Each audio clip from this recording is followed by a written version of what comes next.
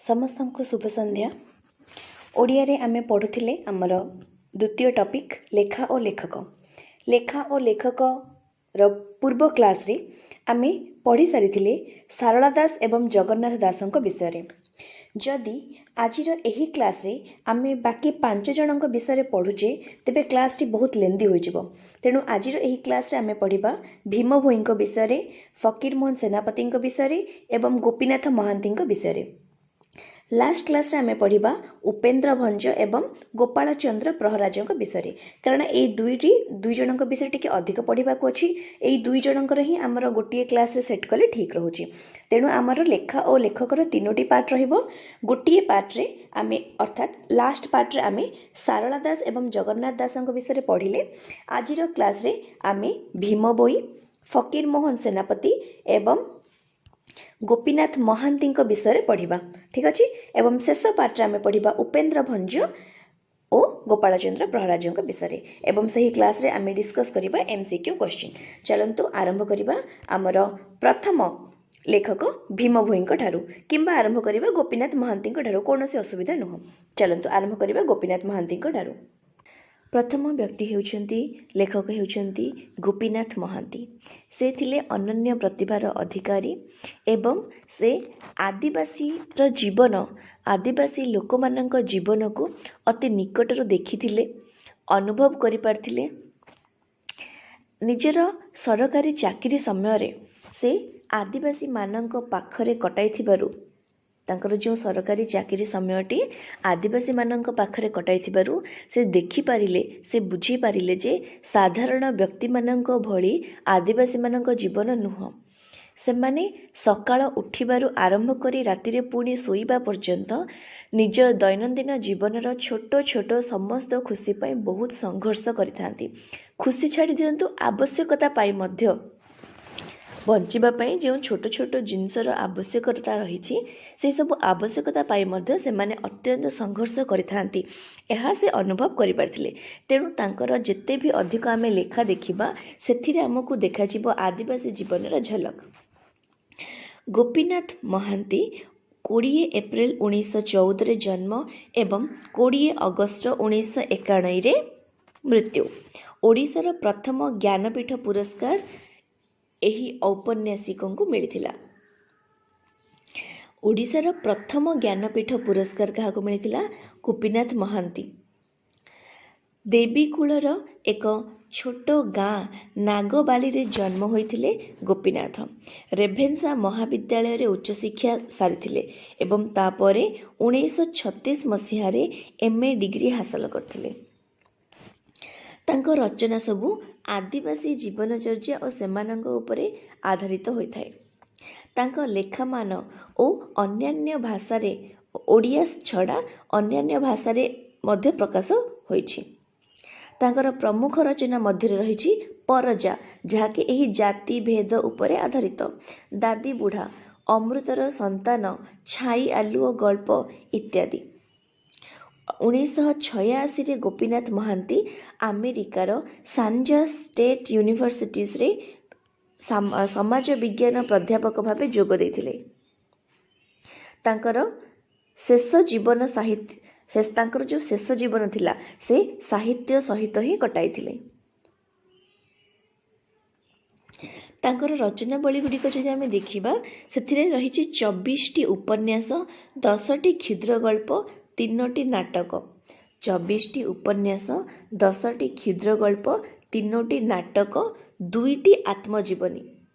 3टी नाटक पर रहिछि 2टी आत्मजीवनी, 2टी निबंध एवं कंध, गड़बा, सौरांक भाषा उपरे 5टी बही। एहा हेउछि तांकर सृष्टि संभार। कौन कौन? 24 टी उपन्यास, 10 टी क्षुद्र गल्प, 3टी नाटक, 2टी आत्मजीवनी, 2टी निबंध एवं कंध, गड़बा, सौरा ए 3टी भाषा उपरे 5टी बही।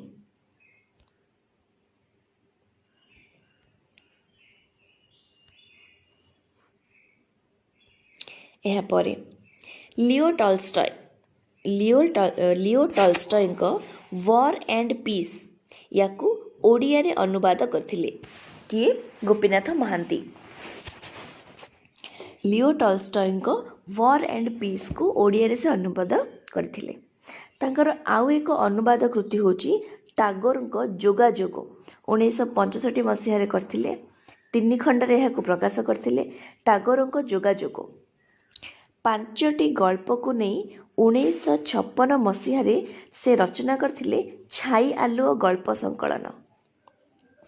से गोटे गल्प संकलन रचना करथिले जेउथिरे से 5टी गल्प को स्थान देथिले एवं ताहा केबे प्रकाश पाइथिला केबे रचना होइथिला 1956 मसीह रे प्रकाश पाइथिला। किंतु प्रकाश पाइ नथिला केवल रचना कर किंतु से ही जो गल्प संकलन से रचना करथिले 5टी गल्प को 1956 मसीह रे छाई आलुओ गल्प संकलन रे स्थान दे से गल्प संकलनटी आरंभ करथिले। किंतु ताहा प्रकाश केबे पाइथिला 1992 मसीह रे सेतिरे आउ 5टी अधिक गल्प को मिसा जाई छाई आलुओर परवर्ती संस्करण को प्रकाश करागला। लेखक छाई आलुओ गल्प संकलन रचना करथिले एवं सेथिरे 5टी गल्प को स्थान देथिले। किंतु से जो वर्ष मृत्युवरण कले सही वर्षर गोटे वर्ष पर 1992 मसीह रे आउ 5टी अन्य 5टी गल्प को सही संकलन रे स्थान दियागला एवं ताहार द्वितीय कहि परवर्ती संस्करण प्रकाशन करागला। तांकर उपन्यास गुड़िक मध्य रही मनर गहिर चाष जहाँकि 1940 रे प्रकाशित तांकर प्रथम उपन्यास। तेबे लेखकंकर प्रथम उपन्यास पचारे आपण कौन जानिबे मनर गहिर चाष। दादी बुढ़ा परजा अमृतर संतान से अमृतर माटी अमृतर संतान पाई से पाइथिले केंद्र साहित्य एकाडेमी। हरिजन शरत बाबूंको गली राहुर छाया दुई पत्र सपन माटी दाना पानी शिव भाई अपहंच।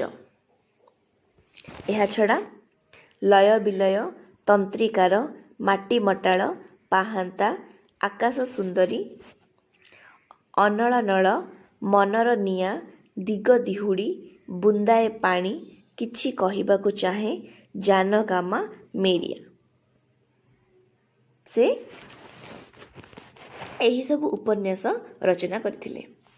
गप मध्य देखिबा घासर फूल पोड़ा कपाळ नवबधू छाई आलुओ रणधंदोल गुप्त गंगा ना मने नाही उड़ंता खई सरसज्जा तिनी काल बाघोई एतिकी से गप रचना करथिले। आत्मजीवनी रे से लिखिथिले स्रोतस्विनी जहाकु कि से 4टी भागरे विभक्त करथिले। निजर आत्मजीवनी को से स्रोतस्विनी नामक पुस्तक रे रचना करथिले एवं ताको से 4टी भागरे विभक्त करथिले। जीवनी दीपज्योति उत्कलमणि जीवनी धूलिमाटी संत गोपबंधु चौधरी जीवनी। नाटक रे से लिखिथिले मुक्ति पथे दिन दीपहरे महापुरुष। प्रबंध लिखिथिले प्रेमर नियति कला शक्ति बाया बक। भाषा भित्तिक से लिखिथिले गदबा भाषा परिचय कुभी कंद भाषा तत्व कुभेली कुटी नुहे पनतु कुटी नेही पनतु कंध परजा स्तोत्र ओ संगीत सौरा भाषा। अनुवाद रे से लिखिथिले भारत आजिओ काली बुझा मन भारत आजिओ काली इंडिया टुडे एंड टुमारो यार होची अनुवाद। 8 स्टोरीज फ्रॉम यूरोपियन लिटरेचर यार बुझा मन। जोगाजोग जहाँकि रवींद्रनाथ ठाकुर उपन्यास को से अनुवाद करथिले। कथा भारती बंकिम चंद्र चैटर्जी को उपन्यास को से कथा भारती नाम अनुवाद करथिले। टॉल्स्टॉय को उपन्यास को 3टी भागरे से युद्ध और शांति लिखिथिले। मो विश्वविद्यालय माई यूनिवर्सिटी को से मो विश्वविद्यालय अनुवाद करथिले एवं लियो टॉल्स्टॉय को वॉर एंड पीस ର ଓଡ଼ିଆ ରୂପାନ୍ତର ମଧ୍ୟ କରିଥିଲେ। ଇଂରାଜୀରେ ସେ କେଉଁ କେଉଁ ଉପନ୍ୟାସ ଲେଖିଥିଲେ ତାକୁ ମଧ୍ୟ ଦେଖିବା। ଗୋପୀନାଥଙ୍କର 4ଟି ଉପନ୍ୟାସ କ'ଣ କ'ଣ? ପରଜା, ଦାନାପାଣି, ଲୟବିଲୟ, ଦାଦିବୁଢ଼ା। ଏହି 4ଟି ଉପନ୍ୟାସକୁ ଇଂରାଜୀରେ ଅନୁବାଦ କରାଯାଇଛି। ଗୋପୀନାଥ ଯେଉଁ ଏତେ ଗୁଡ଼ିଏ ଉପନ୍ୟାସ ଲେଖି ଯାଇଛନ୍ତି, ସେହି ଉପନ୍ୟାସ ଗୁଡ଼ିକ ମଧ୍ୟରୁ 4ଟି ଉପନ୍ୟାସ ଇଂରାଜୀରେ ପ୍ରକାଶ ପାଇଥିଲା। ତାହା ହେଉଛି ପରଜା, ଦାନାପାଣି, ଲୟବିଲୟ, ଦାଦିବୁଢ଼ା। ଆପଣଙ୍କୁ ଏକ୍ଜାମରେ ପଚାରିପାରେ ଯେ ନିମ୍ନଲିଖିତ ମଧ୍ୟରୁ ଗୋପୀନାଥଙ୍କର କେଉଁ ଉପନ୍ୟାସଟି ଇଂରାଜୀରେ ପ୍ରକାଶ ପାଇଥିଲା ବା କେଉଁଟି ପାଇନଥିଲା। ପ୍ରଥମ ତିନୋଟି ଅର୍ଥାତ୍ ପ୍ରଥମ ତିନୋଟି ଏଥିରେ କ'ଣ କ'ଣ ଅଛି ଦେଖିପାରୁଛନ୍ତି। ପ୍ରଥମ ତିନୋଟି ହେଉଛି ପରଜା, ଦାନାପାଣି, ଲୟବିଲୟ। ଏହି ପ୍ରଥମ ତିନୋଟି ବିକାମ କେଶରୀ ଦାସ ଅନୁବାଦ କରିଥିଲେ ଏବଂ ଶେଷଟିର ଅର୍ଥ ଦାଦିବୁଢ଼ା। ଏହି ଦାଦିବୁଢ଼ାକୁ ଅରୁଣ କୁମାର ମହାନ୍ତି ଅନୁବାଦ କରିଥିଲେ। ପରଜା, ଦାନାପାଣି, ଲୟବିଲୟ ଏହି ତିନୋଟିକୁ ବିକାମ କେଶରୀ ଦାସ କରିଥିଲେ, କିନ୍ତୁ ଦାଦିବୁଢ଼ାକୁ ଅରୁଣ କୁମାର ମହାନ୍ତି ଅନୁବାଦ କରିଥିଲେ। ଫ୍ୟାବର ଆଣ୍ଡ ଫ୍ୟାବର ଓ ଅକ୍ସଫୋର୍ଡ ୟୁନିଭର୍ସିଟି ପ୍ରେସ୍ ଦ୍ୱାରା 1987ରେ ପରଜା ପ୍ରକାଶ ପାଇଥିଲା।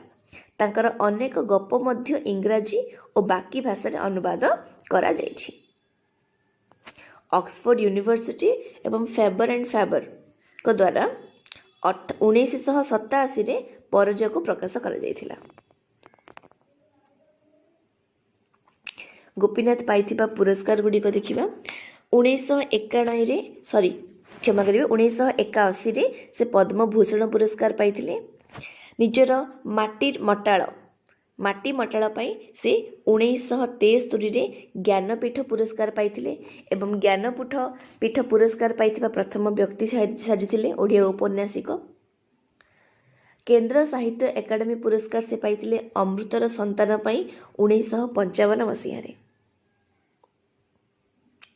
ଅର୍ଥାତ୍ 1955ରେ ସେ ପ୍ରଥମେ ଅମୃତର ସନ୍ତାନ ପାଇଁ କେନ୍ଦ୍ର ସାହିତ୍ୟ ଏକାଡେମୀ ପୁରସ୍କାର ପାଇଲେ ଏବଂ ପରେ 1973 ମସିହାରେ ମାଟି ମଟାଳ ପାଇଁ ଜ୍ଞାନପୀଠ ପୁରସ୍କାର ପାଇଲେ।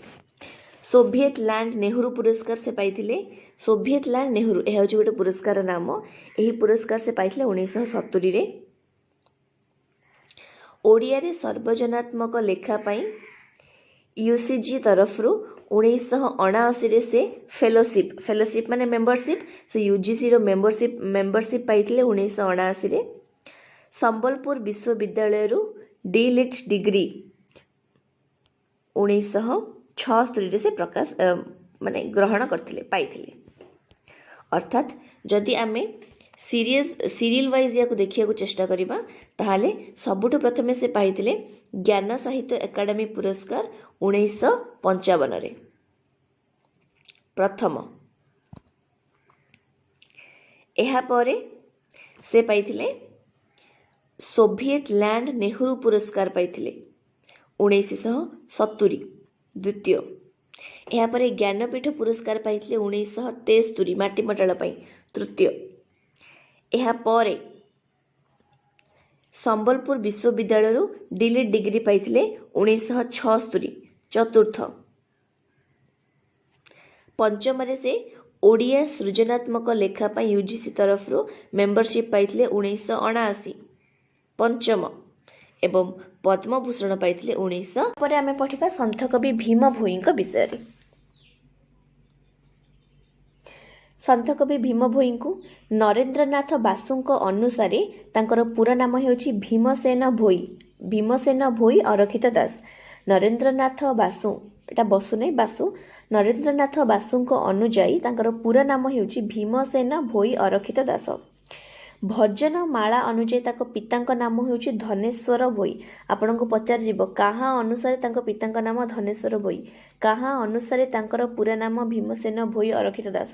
ଠିକ୍ ଅଛି, ନରେନ୍ଦ୍ରନାଥ ବାସୁଙ୍କ ଅନୁସାରେ ତାଙ୍କର ପୁରା ନାମ ଭୀମସେନ ଭୋଇ ଅରକ୍ଷିତ ଦାସ ଏବଂ ଭଜନ ମାଳା ଅନୁସାରେ ତାଙ୍କର ପିତାଙ୍କ ନାମ ଧନେଶ୍ୱର ଭୋଇ। तांको पुत्र थिले सिद्धेश्वर एवं कन्या थिले लावण्य। कुहाଯାଏ जे से गोटिए दुईटी अधिक विवाह करथिले। सोनपुर खालिया पाली ठारे 1895 से देहत्याग करथिले। तांको विषय किसी डिटेल्सली पढ़ा। कुहाଯାଏ तांकर जन्म 1850 ରୁ 1895 मध्य थिला। रेढ़ाखोलर मधुपुर ग्राम रे जन्म ग्रहण करथिले। भीम भोई जने ओडिया कवि महिमा धर्मर प्रचारक थिले। तांकर रचना गुड़िकरे मानव धर्म, मानव दर्शन, जीवन और कार्यधारा को खूब सरल और सावलील भाव में वर्णना करा जायछि। से सन्थ कवि भाव में परिचित थिले। आपन को पचारि पारे किए काहाको सन्थ कवि कह सन्थ कवि भीम भोई। तांकर ख्यातिनामा कवितावली मध्य मो जीवन पछे नरके पड़िथा ए गोटिए तांकर सबुठु अधिक फेमस, जहाँकि अधिक श्रेष्ठ कृति कहि परिबा मो जीवन पछे नरके पड़िथा। तांको समसामयिक मानक माने कविता सब तरुण प्रणति, प्रकृति वर्णना, युद्ध चर्चा आदि विषय रे होइतिबा बेले से तत्कालीन समाज जाति प्रथा, उच्च नीच और छुआ अछुआ भेदभाव और अन्यान्य धर्मांध कुसंस्कार प्रचलन विरोध रे निजर साहित्य रे रूप देउथिले। सामाजिक समता स्थापन निमंते से शह शह छांद, चौपदी और चौतीसा आदि रचना करथिले। नेक्स्ट देखिबा तांको द्वारा रचित बही गुड़िक मध्य स्तुति चिंतामणि, जहाँकि तांकर सबुठु अधिक श्रेष्ठ कृति। हलिया गीत, डालखाई, रसर केली, जाई फूल, ब्रह्म निरूपण गीता अन्य एक इम्पोर्टेंट तांको तरफरु तांको द्वारा रचित रचना करा जायतिबा अन्य एक गुरुत्वपूर्ण लेखा। आदि अंत गीता, अष्टक बिहारी गीता, निर्वेद साधना, श्रुति निषेध गीता। श्रुति निषेध गीता मध्य तांको तरफरु गोटे इम्पोर्टेंट। मनु सभा मंडल, गृह धर्म और महिमा विनोद मन रखिबे।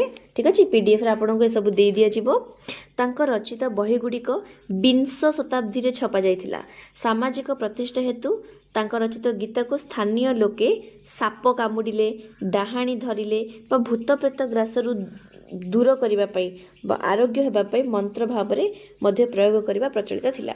कुहा जाय जे तांको द्वारा जेहेतु से गोटे किंबदंती थिला।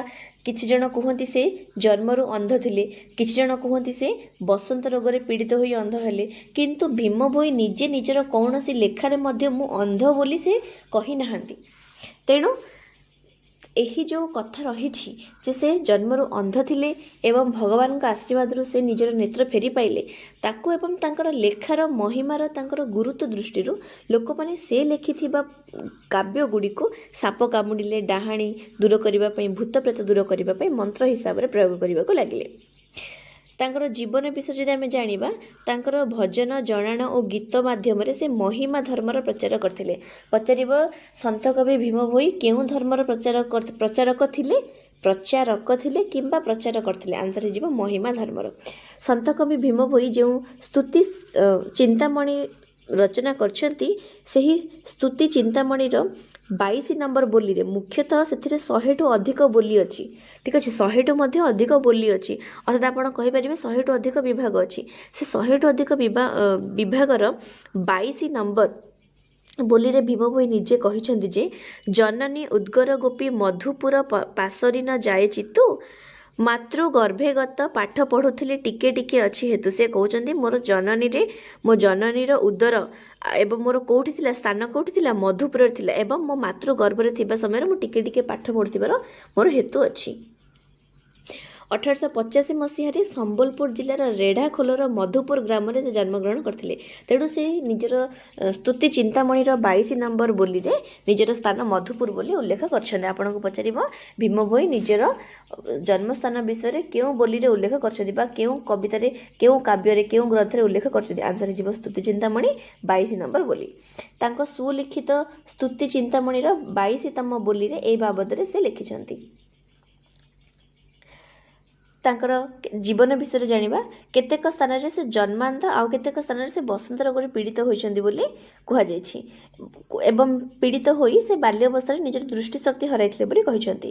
किंतु रेढ़ाखोल राज्यर राजा जाति भेद और ब्राह्मण मानकर दलित और आदिवासी मानक प्रति कठोर भेदभाव जोगु भीम भोईଙ୍କ परिवारକୁ देशांतर କରିବା ପାଇଁ आदेश ଦେଇଥିଲେ।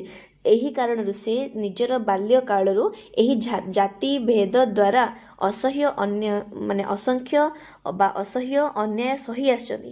ସେହି କାରଣରୁ ସେ ଯେତେବେଳେ ନିଜର ଲେଖନୀ ଦ୍ୱାରା ସମାଜର ପ୍ରତିଫଳନ ଦେବାରେ ସକ୍ଷମ ହୋଇପାରିଲେ ସେତେବେଳେ ସେ ଏହି ଜାତି ପ୍ରଥା ବିରୁଦ୍ଧରେ ଲଢ଼ିବା ପାଇଁ ମନସ୍ଥ କରିଥିଲେ, ତାହା ମାଧ୍ୟମରେ ନିଜର କଲମ ମାଧ୍ୟମରେ। ତେଣୁ ସେ ନିଜର ଜାତି ପାଇଁ ବୋଲି ରାଜାଙ୍କ ଦ୍ୱାରା କ'ଣ ହେଇଥିଲେ, ପ୍ରତାଡ଼ିତ ହୋଇଥିଲେ। ରାଜା ଜାତିଭେଦ ଓ ବ୍ରାହ୍ମଣ ମାନଙ୍କର ଦଳିତ ଓ ଆଦିବାସୀ ମାନଙ୍କ ପ୍ରତି କଠୋର ଭେଦଭାବ ଯୋଗୁଁ ଭୀମ ଭୋଇଙ୍କ ପରିବାରକୁ ଦେଶାନ୍ତର କରିବା ପାଇଁ ଆଦେଶ ଦେଇଥିଲେ। ତାଙ୍କ ପରିବାର ଘର ଲୋକେ ଦେଶାନ୍ତର ହେବା ଭୟରେ ନିଜକୁ ଗୋପନ ରଖିଥିଲେ। ମଧୁପୁର ଗ୍ରାମରେ ସେ 10 ବର୍ଷ ପର୍ଯ୍ୟନ୍ତ ଅତିବାହିତ କରିଥିଲେ ଏବଂ ପରେ ଅନ୍ୟ ଗ୍ରାମକୁ ଯାଇ ଭିକ୍ଷାବୃତ୍ତି ଓ ଗୋରୁ ଗାଈମାନଙ୍କୁ ସେବା କରି ନିଜ ପେଟ ପ୍ରତିପୋଷଣ କରୁଥିଲେ। ଆପଣ ଭାବନ୍ତୁ ଯେ ସେ କେତେ କଷ୍ଟ ସହି ନଥିବେ କେବଳ ନିଜର ଜାତି ପାଇଁ ବୋଲି। ତାଙ୍କ ରଚନା ଗୁଡ଼ିକ ମଧ୍ୟରେ ରହିଛି ସ୍ତୁତି ଚିନ୍ତାମଣି, ହାଲିଆ ଗୀତ, ଡାଲଖାଇ, ରସର କେଳି, ଯାଇ ଫୁଲ, ବ୍ରହ୍ମ ନିରୂପଣ ଗୀତା, ଆଦି ଅନ୍ତ ଗୀତା, ଅଷ୍ଟକ ବିହାରୀ ଗୀତା, ନିର୍ବେଦ ସାଧନା, ଶ୍ରୁତି ନିଷେଧ ଗୀତା, ମନୁ ସଭାମଣ୍ଡଳ, ଗୃହ ଧର୍ମ, ମହିମା ବିନୋଦ। ଠିକ୍ ସେହିପରି ତାଙ୍କ ଭଜନ ଗୁଡ଼ିକରେ ମଧ୍ୟ ଅନେକ ଗୁଡ଼ିଏ ଅଛି ଯାହାକି ମୁଁ ଆପଣଙ୍କୁ PDFରେ ଦେଇଦେବି।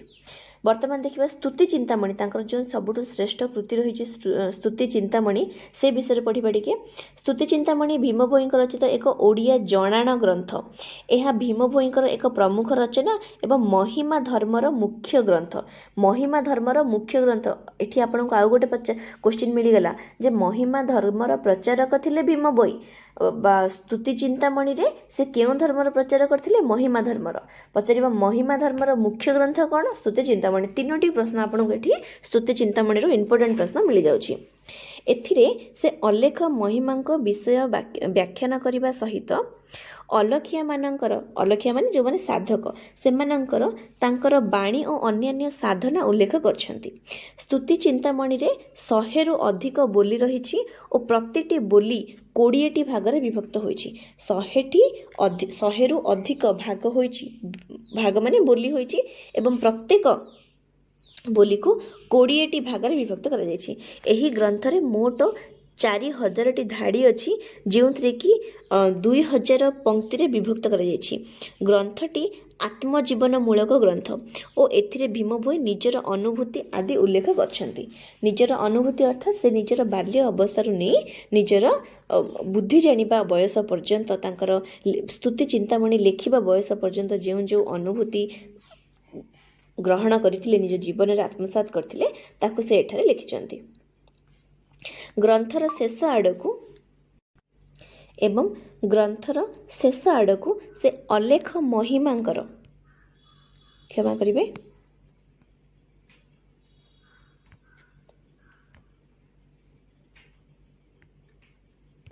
ଗ୍ରନ୍ଥର ଶେଷ ଆଡ଼କୁ ସେ ଅଲେଖ ମହିମାଙ୍କର ବିଷୟ ସନ୍ନିବେଶିତ ଏବଂ ମଣିଷମାନଙ୍କ ଦୁଃଖ ନାଶ ନିମନ୍ତେ ଭୀମ ଭୋଇ ତାଙ୍କ ଆଗରୁ ରଚିତ ଓ ବର୍ଣ୍ଣିତ ଶୂନ୍ୟ ନିରଞ୍ଜନଙ୍କ ବାବଦରେ ମଧ୍ୟ ବର୍ଣ୍ଣନା କରିଛନ୍ତି। ନିଜର ସ୍ତୁତି ଚିନ୍ତାମଣିର ଗ୍ରନ୍ଥର ଶେଷରେ ସେ ଅଲେଖ ମହିମାଙ୍କ ବିଷୟ ସନ୍ନିବେଶିତ କରିଛନ୍ତି ଅର୍ଥାତ୍ ବର୍ଣ୍ଣନା କରିଛନ୍ତି। ତା ସହିତ ଭୀମ ଭୋଇଙ୍କ ପୂର୍ବରୁ ଶୂନ୍ୟ ନିରଞ୍ଜନ ଯିଏକି ତାଙ୍କ ଆଗରୁ ଯିଏ ବର୍ଣ୍ଣନା କରିଥିଲେ ଶୂନ୍ୟ ନିରଞ୍ଜନ, ତାଙ୍କ ବାବଦରେ ମଧ୍ୟ ବର୍ଣ୍ଣନା କରିଛନ୍ତି। ସ୍ତୁତି ଚିନ୍ତାମଣିର ଶେଷ ଭାଗରେ ଲେଖିଛନ୍ତି। ସ୍ତୁତି ଚିନ୍ତାମଣିରେ ସନ୍ଥ କବି ଭୀମ ଭୋଇ ବ୍ରହ୍ମା, ବିଷ୍ଣୁ ଓ ଶିବ ଏବଂ ଆଦି ଦେବତାଙ୍କୁ ଅଲେଖ ମହିମାଙ୍କ ନିମ୍ନରେ ରଖିଛନ୍ତି। ସ୍ତୁତି ଚିନ୍ତାମଣିରେ ସେ ବ୍ରହ୍ମା, ବିଷ୍ଣୁ ଓ ଶିବ ଆଦି ଦେବତାଙ୍କୁ ଅଲେଖ ମହିମାଙ୍କର ନିମ୍ନରେ ରଖିଛନ୍ତି। ଠିକ୍ ଅଛି, ଆରମ୍ଭ କରିବା। ଏହି ବ୍ୟକ୍ତି ହେଉଛନ୍ତି ଫକୀର ମୋହନ ସେନାପତି। ମନେ ରଖନ୍ତୁ, ଓଡ଼ିଆ ଗଦ୍ୟ ସାହିତ୍ୟ ଇତିହାସରେ କଥାକାର ଫକୀର ମୋହନ ଭାବରେ ସେ ପରିଚିତ। ଆମେ ଯଦି ଦେଖିବା ତାହେଲେ ସେ ହେଉଛନ୍ତି ଆଧୁନିକ ଓଡ଼ିଆ ସାହିତ୍ୟର ଜଣେ ପ୍ରଭାବଶାଳୀ କବି। ସେ ରୁଦ୍ଧିମନ୍ତ କରିଛନ୍ତି ତାଙ୍କର ସାହିତ୍ୟ ରଚନା ଦ୍ୱାରା ଓଡ଼ିଆ ସାହିତ୍ୟକୁ। ଉଭୟ ଉପନ୍ୟାସ, କ୍ଷୁଦ୍ର ଗଳ୍ପ ଦୁଇଟି ଯାକ ରଚନା କରି कथाकार भाव से निजको निजर परिचय प्रदान करिपारछन्ति निजर सम्मान अर्जन करिपारछन्ति। तेणु तांको क्षुद्र गल्पर बा क्षुद्र गल्प साहित्यर जनक बोली मध्य कुहा जाए। ओडिया साहित्य रे तांको व्यास कवि व्यास बदी नुह व्यास कवि भाव में सुपरिचित। से कारण प्रथम स्लाइड रे पढ़िबा समय रे मु व्यास कवि फकीरमोहन सेनापति बोली कहली। तांको पुणी सरस्वती सम्मान रे भूषित करा जायछि। तांको रचित 6 माण 8 गुंठ ओडिया साहित्यर एक माइल खुंट। ताहा ओडिया साहित्यर प्रथम उपन्यास न होई मध्य लोकमानंक पई ताहा ही अत्यंत प्रिय। से बालेश्वर जिलार मल्लिकासपुर ग्राम रे 1843 ख्रीष्टाब्द रे 1843 ख्रीष्टाब्द जानुआरी मास 13 तारिख रे मकर संक्रांति तिथि रे एक मध्यवित्त परिवार रे जन्मग्रहण करथिले। से गोटे मध्यवित्त परिवार रे जन्मग्रहण करथिले, किंतु तांको माता पितांकर देहांत परे से आर्थिक अभाव रे घारी होई गले। से तांकर शेष जीवन मध्य आर्थिक अनाटन रे ही कटिथिला। तांको पितांक नाम लक्ष्मण सेनापति और मातांक नाम तुलसी देवी थिला। तांको बाल्यकालर नाम थिला ब्रजमोहन। तेबे ब्रजमोहन नामटी फकीरमोहन सेनापति नाम रे किपरि परिणत हला देखिबा। फकीरमोहनଙ୍କ पिता 1844 ख्रीष्टाब्द रे रथयात्रा देखि पुरी रु बाहुडीबा समय रे भुवनेश्वर ठारे प्राण त्याग करथिले एवं पतिंकर विरह रे सेही वर्ष भाद्रव मासर शुक्ल पक्ष अष्टमी दिन तांको स्त्री अर्थात फकीरमोहनଙ୍କ माता मध्य प्राण त्याग करथिले। 1844 ख्रीष्टाब्द रे लक्ष्मण सेनापति माने फकीरमोहनଙ୍କ पिता प्राण त्याग करथिले एवं सेही वर्ष ही भाद्रव मासर शुक्ल पक्ष अष्टमी तिथि रे तांको स्त्री मध्य प्राण त्याग करथिले। फल रे फकीरमोहन सेनापति पिता माता छेउंड एक बालक हो गले एवं सेही समय रे जो पिता माता छेउंड बालक माने थिले सेमानकर लालन पालन ठीक से न हबा कारण से माने रोग व्याधि रे पीड़ित हो जाउथिले एवं मरी मध्य जाउथिले, प्राण त्याग करथिले। किंतु तांकर जे ठाकुर माँ थिले सी भगवान को पाखरे जो आमे जेपरि कहू मानसिक करते से मानसिक करथिले जे जदि ब्रजमोहनଙ୍କ जीवन बंचीगला से रोगरु मुक्त होई गले तेबे से फकीर मोहन होइजिबे। किपरि भाबरे फकीर मोहन से फकीर होइजिबे। फकीर माने कोन ना मुसलमान मानकर भिकारी मानंकु भिक्षुक मानंकु फकीर बोली कुहा जाय। फकीर पीर फकीर आपण जानिथिबे सुनिथिबे गीत मानकरे, ठीक अछि।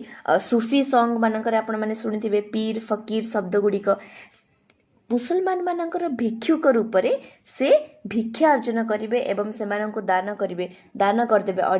मागिकी आनिथिबा भिक्षा गुडीकु सेमाने नुह मागिकी आनिथिबा भिक्षा गुडीकु ब्रजमोहन अन्य भिकारी मानंकु दान करदेबे बोली तांको माँ ठाकुर माँ मानसिक करथिले एवं से रोगमुक्त हेबा परे ठाकुर माँ निजर वचन को रक्षा करिबा पई अनुरोध करथिले ब्रजमोहन को एवं निज ठाकुर मार संकल्प को रक्षा करिबा पई से मोहरम पर्व रे फकीर माने ब्रजमोहन रु फकीर मोहन साजिगले। किपरि ना पठाणिया बा पठाण भिक्षुकंकर बेश नेले, एहीपरि बेश होई भिक मागिले एवं जहाँ मिलिला पीर को सिरकी निमंते दियंती। अर्थात जो पीर फकीर थांती अन्य भिक्षुक मान थांती सेमानंकर खाइबा पई से दे दियंती।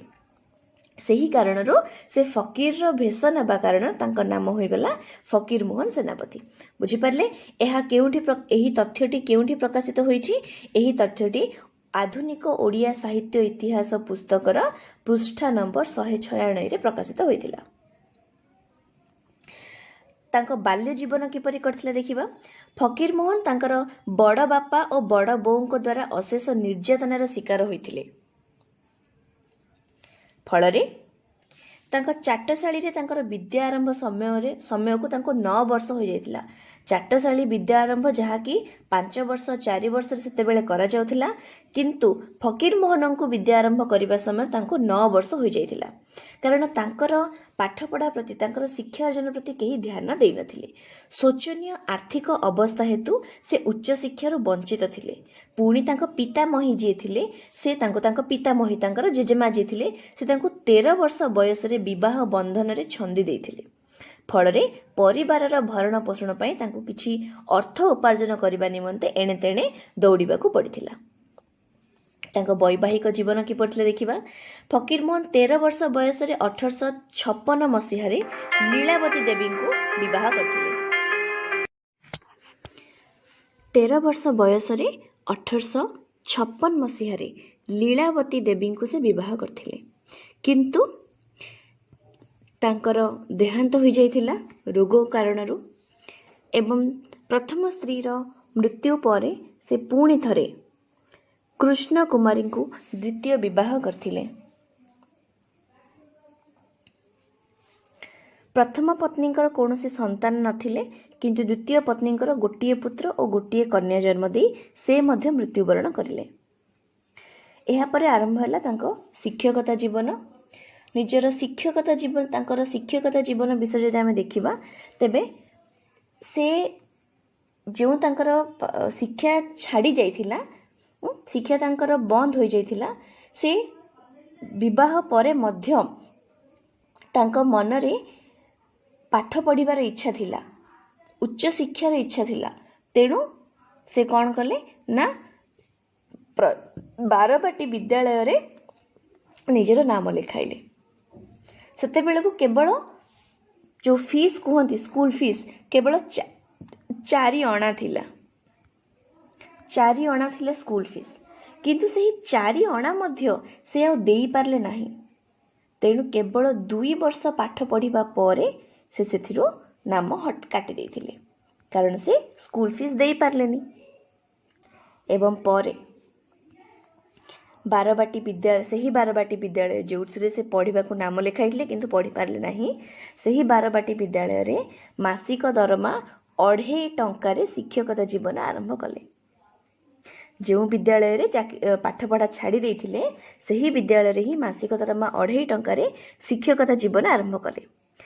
ତାପରେ ମିଶନ ସ୍କୁଲର ପ୍ରଧାନ ଶିକ୍ଷକ ଭାବରେ ମାସିକ 10 ଟଙ୍କା ବେତନରେ 1871 ଖ୍ରୀଷ୍ଟାବ୍ଦ ପର୍ଯ୍ୟନ୍ତ କାମ କଲେ। ପ୍ରଥମେ ସେ ବିଦ୍ୟାଳୟର ଶିକ୍ଷକତା କରୁଥିବା ସମୟରେ ସେହି ସ୍କୁଲର ସଂସ୍କୃତ ପଣ୍ଡିତଙ୍କ ସାହାଯ୍ୟରେ ସଂସ୍କୃତ ଭାଷା ଶିକ୍ଷା କଲେ। କାରଣ ଶିଖିବାର ଇଚ୍ଛା, ଶିଖିବାର ଲାଳସା ତାଙ୍କ ମନରେ ସେ ପର୍ଯ୍ୟନ୍ତ ଥିଲା। ସେ ସମୟରେ ତାଙ୍କର ବାଲେଶ୍ୱର ଜିଲ୍ଲାର ସ୍କୁଲରେ ଅଧ୍ୟୟନରତ ରାଧାନାଥ ରାୟଙ୍କ ସହିତ ଦେଖା ସାକ୍ଷାତ ହୋଇଥିଲା ଏବଂ ଉଭୟଙ୍କର ଉଦ୍ୟମରେ 1868 ଖ୍ରୀଷ୍ଟାବ୍ଦରେ ବାଲେଶ୍ୱରଠାରେ ପ୍ରଥମ ଛାପାଖାନା ପ୍ରତିଷ୍ଠିତ ହୋଇଥିଲା। କାହାର ଉଦ୍ୟମରେ? ଫକୀରମୋହନ ସେନାପତି ଏବଂ ରାଧାନାଥ ରାୟ, ଏହି 2 ଜଣଙ୍କର ଉଦ୍ୟମରେ 1868 ଖ୍ରୀଷ୍ଟାବ୍ଦରେ ବାଲେଶ୍ୱରଠାରେ ପ୍ରଥମ ଛାପାଖାନା ପ୍ରତିଷ୍ଠିତ ହୋଇଥିଲା। ଏବଂ ଏହି ତଥ୍ୟ ମଧ୍ୟ ଓଡ଼ିଆ ସାହିତ୍ୟ ଇତିହାସରେ କିଏ ଲେଖିଛନ୍ତି? ଡକ୍ଟର ସୁରେନ୍ଦ୍ର କୁମାର ମହାରଣା ପୃଷ୍ଠା 332 ଲେଖିଛନ୍ତି। ଏହି ପୃଷ୍ଠା ସଂଖ୍ୟା ଆପଣଙ୍କ ଆବଶ୍ୟକ ନାହିଁ। ତାଙ୍କ ସାମାଜିକ ଜୀବନ କିପରି ଥିଲା ବର୍ତ୍ତମାନ ଦେଖିବା। ଯଦି ଆମେ ତାଙ୍କ ସାମାଜିକ ଜୀବନ କଥା ଦେଖିବା, ତାହେଲେ ଭାଷା ବିଲୋପ ହୋଇଯିବାକୁ ଲାଗିଥିଲା। ଓଡ଼ିଆ ଭାଷା ଲୋପ ହୋଇଯିବାକୁ ଲାଗିଥିଲା। କାହାମାନଙ୍କ ଦ୍ୱାରା? ନା ଚକ୍ରାନ୍ତକାରୀ ବଙ୍ଗ ଭାଷାର ପ୍ରଚାରକମାନଙ୍କ ଦ୍ୱାରା। ବଙ୍ଗାଳୀ ଭାଷାର ପ୍ରଚାରକମାନେ ଓଡ଼ିଆ ଭାଷାକୁ ଲୋପ କରିଦେବାକୁ ବସିଥିଲେ ଏବଂ ଏହି ଚକ୍ରାନ୍ତ ବିରୋଧରେ ନେତୃତ୍ୱ ନେଇ ଆନ୍ଦୋଳନ କରିଥିଲେ ଫକୀରମୋହନ ସେନାପତି। ତେଣୁ ସେହି ଚକ୍ରାନ୍ତକାରୀମାନେ ଫକୀରମୋହନ ସେନାପତିକୁ ବେଟା ଲିଙ୍ଗ ଲିଡର ବୋଲି କହୁଥିଲେ। ବେଟା ଲିଙ୍ଗ ଲିଡର ବୋଲି ନାମ ଦେଇଥିଲେ। ଯେଉଁ ଚକ୍ରାନ୍ତକାରୀମାନେ, କେଉଁ ଭାଷାର ଚକ୍ରାନ୍ତକାରୀ? ବଙ୍ଗଳା ଭାଷାର ଚକ୍ରାନ୍ତକାରୀମାନେ ଓଡ଼ିଆ ଭାଷାକୁ ଲୋପ କରିଦେବା ପାଇଁ ଚକ୍ରାନ୍ତ କରୁଥିଲେ। କିନ୍ତୁ ଫକୀରମୋହନ ସେନାପତିଙ୍କର ଆପ୍ରାଣ ଉଦ୍ୟମ କାରଣରୁ ଓଡ଼ିଆ ଭାଷା ବଞ୍ଚିଗଲା। 1898 ମସିହାରେ ମାନ୍ଦ୍ରାଜରେ ଅନୁଷ୍ଠିତ ଭାରତୀୟ ଜାତୀୟ କଂଗ୍ରେସରେ ସମ୍ମିଳନୀରେ ସେ ଯୋଗଦାନ କରିଥିଲେ। 1898 भारतीय जातीय कांग्रेस जो कमिटी बसी सम्मिलनी से योगदान देथिले। केउ सेशन रे? मांद्राजर सेशन रे।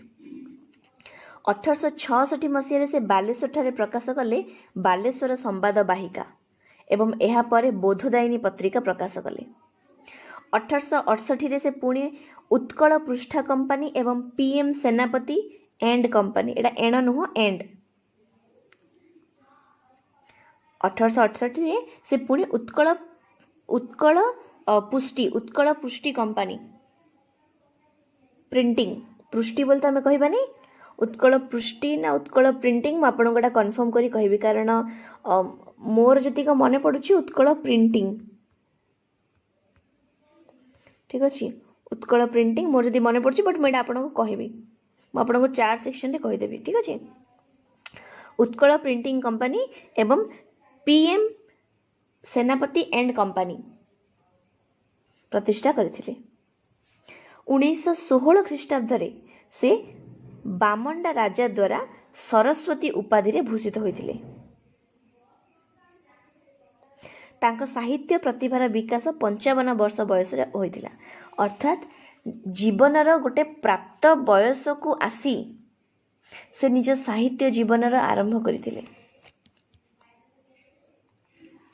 तांको साहित्य जीवन विषय देखिबा, तांकर सृष्टि संसद को निम्न भाग विभक्त कराई। से कौन कौन लिखिछंती? से अनुवाद करिछंती, रामायण को अनुवाद करिछंती। केउ रामायण को संस्कृतर गुडी को से ओडिया रे रचना करछंती, अनुवाद करछंती। रामायण को अनुवाद करछंती 1880 रु 95 भितरे। महाभारत को करछंती, श्रीमद् भगवत गीता को अनुवाद करछंती, उपनिषद को करछंती इत्यादि संस्कृत ग्रंथ गुड़िकर ओडिया रूपांतर करथिले। ईश्वर चंद्र विद्यासागर बंगला पुस्तक जीवन चरित को मध्य से ओडिया रे अनुवाद करथिले। ईश्वर चंद्र विद्यासागर बंगला पुस्तक जीवन चरित को मध्य से ओडिया रे अनुवाद करथिले। एहा परे प्रथम आमे देखिले से कौन करथिले? अनुवाद करथिले। द्वितीय रे से काव्य कविता लिखिथिले।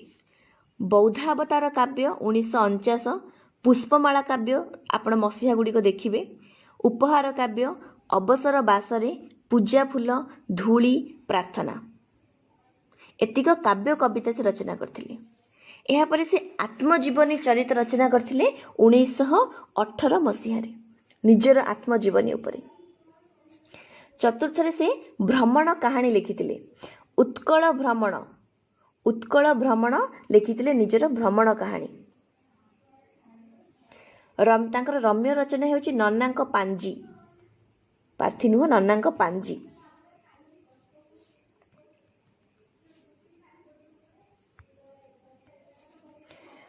एवं ताहाको से कोउथरे प्रकाश करथिले? उत्कल साहित्य पत्रिका रे प्रकाश करथिले। समालोचना करचंती कवि गोपाल कृष्ण पट्टनायक। से को उपरे ना उत्कल भाषार भूत और भविष्यत, बौद्धावतार काव्यर मुखबंध एथि तांको समालोचना मध्य करछंती। समालोचना मूलक रचना मध्य लिखिछंती फकीरमोहन सेनापति। सप्तम रे से उपन्यास लिखिथिले कौन कौन? 6 माण 8 गुंठ। चारोटी जाक उपन्यासर लेखन मसीहा बा रचनार मसीहा आपनको मन रखिया को पड़िबो। 6 माण 8 गुंठ लिखिथिले 1897 रे। लक्ष्मा लिखिथिले 1901 मसीहा रे। मामू 1913 एवं प्रायश्चित 1915। 6 माण 8 गुंठ 1897 अर्थात यह हूँ तांको द्वारा रचित सबुठारु बा प्रथम उपन्यास। द्वितीय रे से लक्ष्मा, तृतीय रे मामू एवं चतुर्थ रे प्रायश्चित लिखिथिले। क्षुद्र गल्प मध्य रे से 20टी क्षुद्र गल्प लिखिथिले, जहाकु कि गल्प स्वल्प भाग 1 एवं गल्प स्वल्प भाग 2 दुईटी पुस्तक रे प्रकाश करथिले। जेपरिक आमे आजिकाली फिल्म देखुचे पार्ट 1 पार्ट 2 तार सीक्वेंस देखुचे, सिक्वल गुड़ाक आसुची। ठीक सही परी से 20टी क्षुद्र गल्प रचना करथिले। सही कारण तांको क्षुद्र गल्पर जनक बोली मध्य कहि दिया गला। 20टी क्षुद्र गल्प को से गल्प स्वल्प नामक पुस्तक रे प्रकाश कले। पुस्तक 1 बा गल्प स्वल्प भाग 1 गल्प स्वल्प भाग 2। केतोटी पुस्तक थिला 20टी पुस्तक एवं क्षमा करिवे 20टी क्षुद्र गल्प एवं गल्प स्वल्प भाग 1 भाग 2 उत्कल एवं जेउ से 20टी गल्प लिखिथिले सेतु से उत्कल साहित्य पत्रिका रे 7टी गल्प को प्रकाशित करने पे अनुमति देथिले। जेपरि कि से 20टी गल्प कौन रेवती मौना मौनी आपण देखिबे रेवती गल्प को से उत्कल साहित्य पत्रिका रे 1898 रे प्रकाश करथिले एवं मौना मौनी को मुकुर पत्रिका रे 1907 रे तापरे बालेश्वरी राहाजानी बालेश्वरी पंगालुण पुनर्मुसिको भव डाक मुंशी धूलिया बाबा कमला प्रसाद खोराप सुना बहु रांडीपुओ अनंता कालिका प्रसाद गोराप पेटेंट मेडिसिन एहीपरि भाव में भिन्न भिन्न से गल्प को भिन्न भिन्न मसीह प्रकाश करथिले किंतु प्रकाश करथिले 2टी पत्रिका रे गोटे होची उत्कल साहित्य अन्यटी होची मुकुर केवल आपण को अल्प मसीहा मन रखिया पड़िबो रेवती 1898 रे गोटिए बाकी मौना मौनी ठू आरंभ करी डाक मुनिसी पर्यंत से 1907 मसीह रे प्रकाश करथिले धूलिया बाबा ठू आरंभ करी आगो को आमे देखिबा आहुरी अछि देखंतु हां तो पेटेंट मेडिसिन पर्यंत 1913 एवं तापरे 1914 से लिखिथिले बीरेई विश्वाल सभ्य जमीदार अजानाती कथा बगुला बगुली पाठोई बहु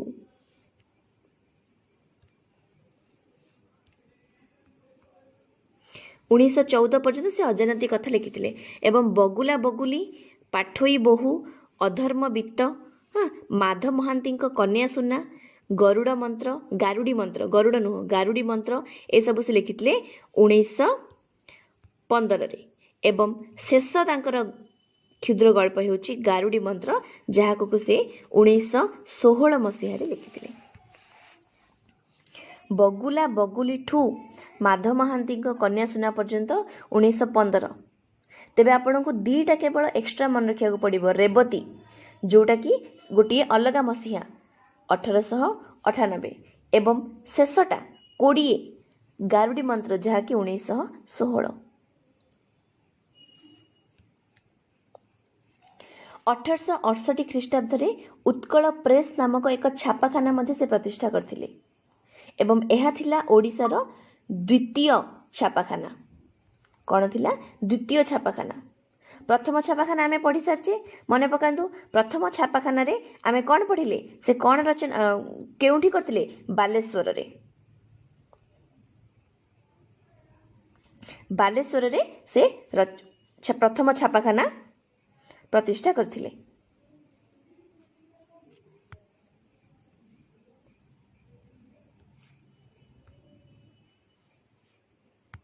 एवं द्वितीयटा से करथिले उत्कल प्रेस सेथिरे से बोधदायिनी नव संवाद संवाद वाहिका एही भिन्न भिन्न पत्र पत्रिका को संपादना कार्य रे लगेइथिले ओडिया भाषार प्रचार प्रसार तथा उन्नति पाई से उत्कल भाषा उन्नति विधान सभा नामक एक संगठन मध्य गठन करथिले उत्कल भाषा उन्नति विधान सभा तांको शेष जीवन दारुण दुखमय थिला तार मध्य विभिन्न कारण रहिछि तांको शेष जीवन दारुण दुखमय रहिबार मध्य विभिन्न कारण रहिछि पारिवारिक अशांति थिला मानसिक दुश्चिंता थिला रोग वैराग थिला एवं शेष रे हम जो देखिबा तांको पुत्र एकमात्र पुत्र मोहिनी मोहन आमे वर्तमान पर्यंत तांको नाम जानिथिले फकीर मोहन पितांको नाम जानिथिले तांको पुत्रंको नाम मन रखंतु मोहिनी मोहन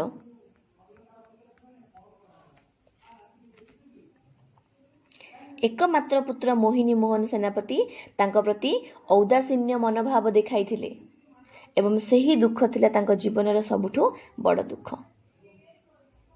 तेणु से बालेश्वर जिल्लारे बालेश्वर रे दीर्घ 12 वर्ष पर्यंत एका रहिथिले, निसंग जीवन यापन अतिबाहित करथिले एवं शेषरे 1918 मसीहा जून 14 तारिख रे इहलीला संवरण करथिले, मृत्यु को प्राप्त करथिले 1918 मसीहा जून मास 14 तारिख रे। से उपन्यास 4टी लिखिथिले आमे पढ़िले, किंतु तांकर उपन्यास पूर्वरु आमे संपूर्ण उपन्यास विषय टिके जानि दबा। प्रथमे हियाना कैथरीन मुलेन्स हेउछंती बंगलार जणे लेखक। से फूलमणि और करुणार विवरण नामक एक उपन्यास लिखिथिले 1852 रे, किंतु बंगलारे, एवं सही बंगला उपन्यास को ओडिया भाषा रे जॉन स्टबियन 1858 मसीह अनुवाद करथिले। बुझी पारले? 1858 मसीह जॉन स्टेबियन फूलमणि और करुणार विवरणी एटा को बंगला भाषा रे रचित यह उपन्यास को ओडिया भाषा रे अनुवाद करथिले, किंतु यह प्रथम ओडिया उपन्यास नथिला। यह प्रथम बंगलारू अनुवाद बा ट्रांसलेट होइतिबा अनुवाद होइतिबा उपन्यास थिला, जहाँकि जॉन स्टबियन लिखिथिले 1858 मसीह रे। एही अनुष्ठित उपन्यास हेउची ओडिया साहित्यर यथार्थरे प्रथम उपन्यास। तेणु एहाकू ओडिया साहित्यर प्रथम उपन्यास कहा जाय, किंतु याकू एई मर्यादा दिया जाय नाही, कारण ये ओडिया भाषा रे स्वरचित नथिला, ये अनुवाद करा जायथिला। एहा परे आसुछंती रामशंकर राय, जिए कि सौदामिनी को लिखिथिले, किंतु ताहा असंपूर्ण थिला। 1878 रे लिखिथिले, किंतु सेटा असंपूर्ण, ताको संपूर्ण करि पारि नथिले एवं ताको उत्कल मधुप पत्रिका रे प्रकाशित करथिले। एवं शेषरे आपण जहा देखुछंती ओडिया साहित्यर प्रथम मौलिक पूर्णांग उपन्यास, अर्थात जोटा कि ओडिया भाषा रे रचित, ओडिया भाषार कहानी काहाठारु अनुवाद नुहे, एवं जी पूर्णांग अर्थात पूर्ण रूप पाई परिछि, लाभ करि परिछि, ताको संपूर्ण होई परिछि उपन्यास। सेही उपन्यासर नाम हेउछि पद्ममाली, जहाको कि 1888 मसीह रे रचना करा जायथिला एवं लेखक थिले उमेश चंद्र सरकार। देखि पारुछंती 1888 मसीहा पूर्वरु 1878 रे रामशंकर राय सौदामिनी लिखिथिले, किंतु ताहा असंपूर्ण थिबा कारणरु सीए संपूर्ण प्रथम संपूर्ण उपन्यासर मान्यता लाभ करि पारला नाही। एवं पद्ममाली उपन्यास जहाँकि उमेश चंद्र सरकारଙ୍କ द्वारा रचित 1888 मसीह रे रचित, ताहा ओडिया साहित्यर प्रथम मौलिक पूर्णांग उपन्यासर मान्यता पाइला। तेबे जदि आमे डिटेल्सली देखिबा को चेष्टा करिबा बा डिटेल्सली बुझिबा को चेष्टा करिबा, ताहाले ओडिया साहित्यर पूर्णांग प्रथम उपन्यास हेउची पद्ममाली एवं तार रचयिता हेउचंती लेखक हेउचंती उमेश चंद्र सरकार। वर्तमान चलन देखिबा फकीरमोहन सेनापतिଙ୍କ किछि उपन्यास। फकीरमोहन सेनापतिଙ୍କର प्रथम उपन्यास हेउची 6 माण 8 गुंठ।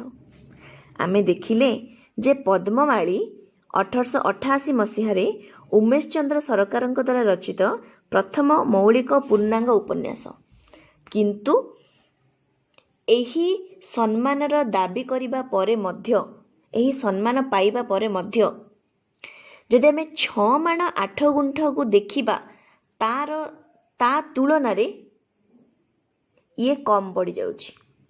पद्ममाली ठारू 6 माण 8 गुंठटा बेस उत्कृष्ट। तेणु यथार्थ जदि लोक माने पसंद करती तेबे 6 माण 8 गुंठ को पसंद करती पाठक माने। ଫକୀରମୋହନ 6 ମାଣ 8 ଗୁଣ୍ଠ ଉପନ୍ୟାସ ରଚନା କରି ଓଡ଼ିଆ ସାହିତ୍ୟରେ ପ୍ରଥମ ଥର ପାଇଁ କ'ଣ କରିଛନ୍ତି ନା ସମାଜର ବାସ୍ତବତାକୁ ରୂପାୟିତ କରିଛନ୍ତି। ସମାଜର ବାସ୍ତବତାକୁ ଲୋକମୁଖକୁ ଆଣିଛନ୍ତି। ଏହି ଉପନ୍ୟାସଟି ପ୍ରଥମେ ଦୁର୍ଜଟି ଛଦ୍ମ ନାମରେ ପ୍ରକାଶ ପାଇଥିଲା। 6 ମାଣ 8 ଗୁଣ୍ଠକୁ ସେ 6 ମାଣ 8 ଗୁଣ୍ଠ ହିସାବରେ ପ୍ରକାଶ କରିନଥିଲେ, ସେ ଦୁର୍ଜଟି ଛଦ୍ମ ନାମ ଦେଇ ପ୍ରକାଶ କରିଥିଲେ। ଏବଂ ତାହା ପରେ ତାଙ୍କ ଲେଖନୀରୁ ଝରି ପଡ଼ିଥିଲା ଲଛମା, ମାମୁଁ, ପ୍ରାୟଶ୍ଚିତ। ଏହି ଲଛମା ଉପନ୍ୟାସ ମଧ୍ୟ ଛଦ୍ମ ନାମ ଅପୂର୍ବ ମିଳନ ନାମରେ ଉତ୍କଳ ସାହିତ୍ୟରେ ପ୍ରକାଶ ହୋଇଥିଲା। ଏବଂ ତାପରେ କିପରି ପ୍ରକାଶ ହୋଇଥିଲା ତାହା ମଧ୍ୟ ଧାରାବାହିକ ଏପିସୋଡ ୱାଇଜ ସେ ପ୍ରକାଶ ହୋଇଥିଲା। ଏବଂ ତାପରେ ଯାଇ ଲଛମା ଭାବରେ ପୁସ୍ତକ ଆକାରରେ ପ୍ରକାଶିତ ହୋଇଥିଲା। ମନେ ରଖିବାକୁ ପଡ଼ିବ 6 ମାଣ 8 ଗୁଣ୍ଠର ଛଦ୍ମ ନାମ ଦୁର୍ଜଟି ନାମରେ ସିଏ ପ୍ରକାଶିତ ହୋଇଥିଲା। ଏହାପରେ ଲଛମା, ତାପରେ ମାମୁଁ, ତାପରେ ପ୍ରାୟଶ୍ଚିତ ସେ ଲେଖିଥିଲେ। ଏବଂ ଲଛମା ଉପନ୍ୟାସଟି ଅପୂର୍ବ ମିଳନ ନାମରେ ଉତ୍କଳ ସାହିତ୍ୟ ପତ୍ରିକାରେ ଧାରାବାହିକ ଭାବରେ ପ୍ରକାଶିତ ହୋଇଥିଲା ଏବଂ ପରେ ଲଛମା ଭାବରେ ପୁସ୍ତକ ଆକାରରେ ପ୍ରକାଶିତ ହୋଇଥିଲା। ଫକୀରମୋହନଙ୍କ ଉପନ୍ୟାସ, ସେ ଯେଉଁ ଉପନ୍ୟାସ ଆମେ ଜାଣିଲେ ସେ ନିଜର 55 ବୟସରେ ଆସି ଜୀବନର ଏକ ପ୍ରାପ୍ତ ବୟସରେ ଆସି ସେ ଲେଖିବା ଆରମ୍ଭ କରିଥିଲେ। ତେଣୁ ତାଙ୍କ ଲେଖନୀରେ କେବଳ 20ଟି କ୍ଷୁଦ୍ର ଗଳ୍ପ ଏବଂ 4ଟି ଉପନ୍ୟାସ ରହିଲା। କିନ୍ତୁ ସେ ଶେଷ ଜୀବନ ପୂର୍ବରୁ, ତାଙ୍କର ଶେଷ ସମୟ ପୂର୍ବରୁ ବିଷ ମଞ୍ଜି ନାମକ ଏକ ଅପୂର୍ଣ୍ଣ ରହିଯାଇଥିବା ଉପନ୍ୟାସ ଲେଖିଥିଲେ। 1917 ମସିହାରେ ଲେଖିଥିଲେ, କିନ୍ତୁ ସେ ତାକୁ 1917 ମସିହାରେ ସେ ପ୍ରକାଶିତ ହୋଇଥିଲା, ଯାହାକୁ କି ସେ 1917 ମସିହାରେ ଲେଖିଥିଲେ ମଧ୍ୟ। କିନ୍ତୁ ଆମେ ଜାଣିଲେ ଯେ 1918 ମସିହାରେ ସେ ମୃତ୍ୟୁବରଣ କରିଥିଲେ। ଶେଷ ଜୀବନରେ ଯେତେବେଳେ ସେ 1917 ମସିହାରେ ଆସିଲେ, 1917 ମସିହାରେ ସେ ବିଷମଞ୍ଜି ଲେଖିବା ଆରମ୍ଭ କଲେ, କିନ୍ତୁ 1918ରେ ତାଙ୍କର ମୃତ୍ୟୁ ଘଟିଯିବା ଯୋଗୁଁ ଏହି ବିଷମଞ୍ଜି ଉପନ୍ୟାସଟି ଅଧା ରହିଗଲା, ଅପୂର୍ଣ୍ଣ ରହିଗଲା। ତେବେ ତାଙ୍କର ସମ୍ପୂର୍ଣ୍ଣ ହୋଇଥିବା 4ଟି ଉପନ୍ୟାସ ହେଉଛି 6 ମାଣ 8 ଗୁଣ୍ଠ, ଯାହାକି ଉତ୍କଳ ସାହିତ୍ୟ ପ୍ରେସରେ ପ୍ରକାଶିତ ପାଇଥିଲା 1902 ମସିହାରେ। ମାମୁଁ ଉତ୍କଳ ସାହିତ୍ୟ ପ୍ରେସରେ ପ୍ରକାଶ ପାଇଥିଲା 1913 ମସିହାରେ। ଏବଂ ଲଛମା ମୁକୁର ପ୍ରେସ କଟକରେ ପ୍ରକାଶିତ ହୋଇଥିଲା 1914ରେ। ଏବଂ ପ୍ରାୟଶ୍ଚିତ ପୁଣି ଉତ୍କଳ ସାହିତ୍ୟ ପ୍ରେସରେ ପ୍ରକାଶିତ ହୋଇଥିଲା 1915 ମସିହାରେ। Thank you so much. କିନ୍ତୁ ଏହି ଯେଉଁ କାହାଣୀ ରହିଛି କ'ଣ, 6 ମାଣ 8 ଗୁଣ୍ଠ, ଯଦି ଆମେ ଏହି 6 ମାଣ 8 ଗୁଣ୍ଠକୁ ଦେଖିବା ତାହେଲେ ଏହି 6 ମାଣ 8 ଗୁଣ୍ଠ ସମୟ ଅନୁସାରେ ଫକୀରମୋହନ ସେନାପତିଙ୍କର ପ୍ରଥମ ଉପନ୍ୟାସ, ମନେ ରଖିବେ ଫର୍ଷ୍ଟ। ଏବଂ ଆମେ ପଢ଼ିଲେ ଯେ ଏହା ଦୁର୍ଜଟି ନାମରେ ଛଦ୍ମ ନାମରେ ପ୍ରକାଶିତ ହୋଇଥିଲା। କିପରି ଏହା ମଧ୍ୟ ଧାରାବାହିକ ଭାବେ ପ୍ରକାଶ ହୋଇଥିଲା। ଏବଂ ଏହି ସମୟରେ ଏହି 6 ମାଣ 8 ଗୁଣ୍ଠର ଯେଉଁ ବିଷୟ ରହିଛି ତାହାର ହେଉଛି ସେହି ସମୟରେ ଜମିଦାରମାନେ କିପରି ସାଧାରଣ ଲୋକଙ୍କୁ, ଗରିବ ନିରୀହ ଜନତାଙ୍କୁ ଶୋଷଣ କରୁଥିଲେ ତାହା ବିଷୟରେ ସେହି କଥାବସ୍ତୁକୁ କେନ୍ଦ୍ର କରି ଏହି ଉପନ୍ୟାସଟି ଗତିଶୀଳ ହୋଇଛି। ସେହି ସମାଜର ଜମିଦାରୀମାନଙ୍କ ଶୋଷଣ, ତାଙ୍କ ଅତ୍ୟାଚାର ଓ ତାଙ୍କ ନିର୍ଯାତନା ପ୍ରକୃତରେ ସେ ସମୟରେ ସେପରି ହୋଇଥିଲା ଏବଂ ସେ ସବୁକୁ, ସମାଜର ସେହି ରୂପକୁ ନିଜର ଉପନ୍ୟାସରେ ପ୍ରତିଫଳିତ କରିଥିଲେ ଫକୀରମୋହନ ସେନାପତି। ରାମଚନ୍ଦ୍ର ମଙ୍ଗରାଜ ନାମକ ଜଣେ ଯେଉଁ ଜମିଦାର ଥିଲେ, ସେ 6 ମାଣ 8 ଗୁଣ୍ଠ ଜମି ପାଇଁ ସମସ୍ତ ପ୍ରକାର ଅନ୍ୟାୟ ଅତ୍ୟାଚାର କରିବା ପାଇଁ ପଛଘୁଞ୍ଚା ଦେଇନାହାନ୍ତି, ସେ କରିଛନ୍ତି। କିନ୍ତୁ ତାଙ୍କ କୃତକର୍ମର ଫଳ ତାଙ୍କୁ ମିଳିଛି। ସରଳ ସାରିଆ ଭଗିଆ ଯେଉଁ 2ଟି ଚରିତ୍ରରେ ଫକୀରମୋହନ ସେନାପତି ମାନେ ଗଢ଼ି ତୋଳିଛନ୍ତି, ତାହା ଏହି ଉପନ୍ୟାସକୁ ପ୍ରାଣବନ୍ତ କରିଛି। ସାରିଆ ଓ ଭଗିଆ, ତାଙ୍କ ଭଲ ପାଇବା, ତାଙ୍କ ସରଳ ଜୀବନଯାପନ, ତାଙ୍କର ଶାନ୍ତ ସ୍ୱଭାବ ଏବଂ ତାଙ୍କର ଦୁଃଖ କଷ୍ଟ एवं शेष परिणति ताहा एही 6 माण 8 गुंठर उपन्यास को जीवंत करछि। एहा परे तांकर द्वितीय उपन्यासटी हेउछि लच्छमा। जदि आमे रचना काल दृष्टि देखिबा ये हेउछि द्वितीय। एटा कोन केउ विषय वस्तु को नै होइछि? एहा हेउछि ओडिसार उपरे मरहट्टा मानक जो अत्याचार चलथिला, प्रपीड़न चलथिला, ताहार चित्र एही लच्छमारे से वर्णना करछन्ती। एहाको एक ऐतिहासिक उपन्यास बोली मध्य कुहा जाय। एवं आमे पढ़िले जे एहा देखंतु आपण भाबिबेनी जे 1913 मसीह मामू प्रकाश होइछि एवं 1914 मसीह लच्छमा सही अनुसार मामू द्वितीय हबा कथा नुह। एहा प्रकाश हेबा दृष्टि नुह, एहा लिखन दृष्टि हमकु बुझिबाकू पड़िबो। आमे पढ़िले जे लच्छमा अपूर्व मिलन नामक छद्म नाम रे उत्कल साहित्य प्रेस रे प्रकाश पाइथिला। उत्कल साहित्य पत्रिका एवं मुकुर प्रेस पत्रिका उभय रे प्रकाश पाइथिला। जदि आमे आहुरी भल भाबरे बुझिबा तेबे एई जो उत्कल साहित्य पत्रिका रे लच्छमा प्रकाश पाई नथिला। से अपूर्व मिलन तार छद्म नाम थिला। अपूर्व मिलन तार छद्म नाम थिला। अपूर्व मिलन छद्म नामटा उत्कल साहित्य पत्रिका रे प्रकाश पाइथिला। किंतु जेतेबेले सी निजर प्रकृत नाम लच्छमा रे प्रकाश पाइला तेबे सी मुकुर प्रेस कटक रु 1914 मसीह रे प्रकाश होइथिला। एथिरे दुई गोटी घटना को केंद्र करी एही लच्छमा उपन्यास को लिखा जाइछि। एहा परे आसुछि प्रायश्चित। एहा फकीरमोहन सेनापतिंकर चतुर्थ एवं शेष संपूर्ण उपन्यास। कारण शेष उपन्यास कहि परिबा नाही, विषमंजी अछि। प्रकाश लाभ करिथिबा संपूर्ण शेष उपन्यास हेउछि प्रायश्चित।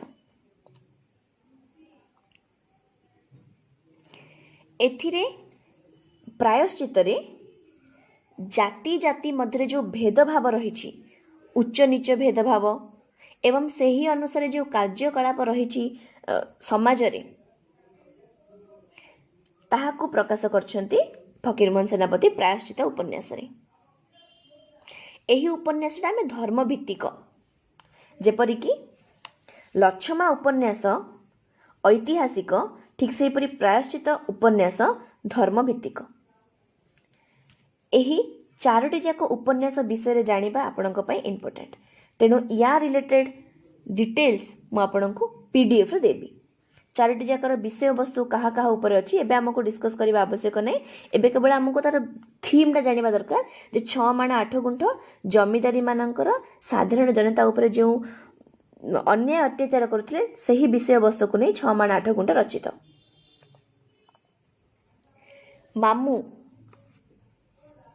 मामूटा आमे डिस्कस करने मु भूली जाइछि ना कहनी। मामूटा ना कौन चाकिरी जीवन एवं नगर जीवन ए दीटा जीवन भितर कंपैरिजन करी एहा को करा जाइछि। एहा होछि गोटे अर्थनीति बा आमे कहि परिबा गोटे उन्नत धरणर जीवन उपरे एहा को पर्यवेसित। एवं एही उपन्यास जो मामू चरित्र होउछन से होउछन्ती नाजर नटवर दास। सहरी जीवन रे चाकिरिया गोष्ठी किपरि प्रतारणा और दुर्नीतिर आश्रय नहीं थांती ताहा एही मामू उपन्यास रे वर्णना करछन्ती।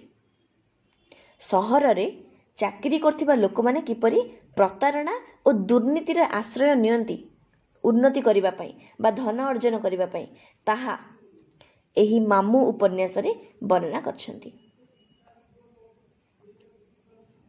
एवं मामूर बहु घटना सहर रे ही अभिनीत। सहरी शिक्षित आधुनिक मानव किपरि निजर चतुरता सहित अन्य मानकर रक्त को शोषण करुछि ताहा एही मामू उपन्यास रे रचित। एवं एमानकर विषय वस्तु मु आपनकु पीडीएफ रे दे देबी।